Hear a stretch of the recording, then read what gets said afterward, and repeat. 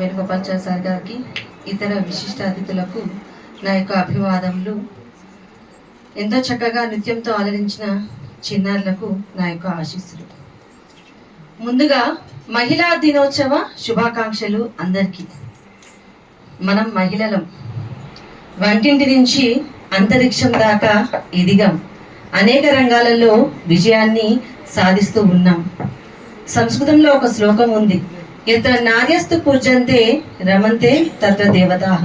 ఎక్కడైతే స్త్రీలు పూజింపబడతారో అక్కడ దేవతలు తిరుగుతుంటారు. అనాదిగా స్త్రీని ఒక వంటింటి సామ్రాజ్యంగానే చూశారు, కానీ స్త్రీలో ఎన్నో నిగూఢ శక్తులు దాగి ఉన్నాయని మరి సమాజం గమనించింది. కాబట్టి అంచెలంచెలుగా మరి సమాజంలోకి స్త్రీ రావడం సంభవిస్తుంది. ఎన్నో కార్యక్రమాలలో తాను కూడా పాలు పంచుకుంటుంది. ఎన్నో రంగాలలో కృషి చేసి తన యొక్క స్థానాన్ని మరి సుస్థిరపరచుకుంటుంది. అటువంటి ఒక తల్లిగా, ఒక చెల్లిగా, ఇక గురుతర బాధ్యతలు ఒక ఆలిగా నిర్వర్తించేటటువంటి మహిళా మనులందరికీ కూడా నేను సభాముఖంగా ధన్యవాదాలు చేస్తున్నాను. ప్రతి పురుషుడి విజయం వెనుక ఒక స్త్రీ ఉంటుందంటారు.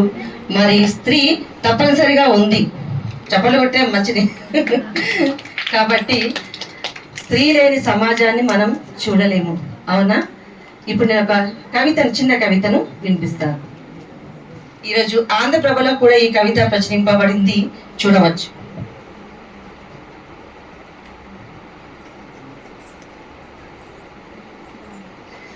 మహిళ ఆర్తిని ఆలంబనను అమ్మలో ఆవిష్కరిస్తూ, ఒద్దికను ఓదార్పును ఆలిలో అనుగ్రహిస్తూ, మహిని తనలో నింపుకుంది మహిళ, మహిని తనలో నింపుకుంది మహిళ, మహిమాన్వితురాలయ్యింది సబల. ఇంటి చదువు ఇంటింటా వెలుగై, జీవన సోపానాలకు నిలవై, అవని గర్భాన్ని చీల్చుకొని అంతరిక్షాన్ని ఛేదించుకొని సంకల్పాన్ని సాధించింది, సత్యాన్ని శోధించింది. నిన్నటి రాతల్ని మార్చే పదంలో, నేటి పోకడలను వెలివేసే కథనంలో సజీవ భావమై నిలిచింది, సంస్కార రూపమై గెలిచింది. బంధాల బాధ్యతలను తెలిపి, బ్రతుకు మలుపులను చవిచూపి, చరిత్రలో చెక్కిన శిల్పమై, దరిత్రిలో చెరగని కల్పమై, తరాల అంతరాలు స్పృశించింది, సమయాన సమరాన్ని చాటింది.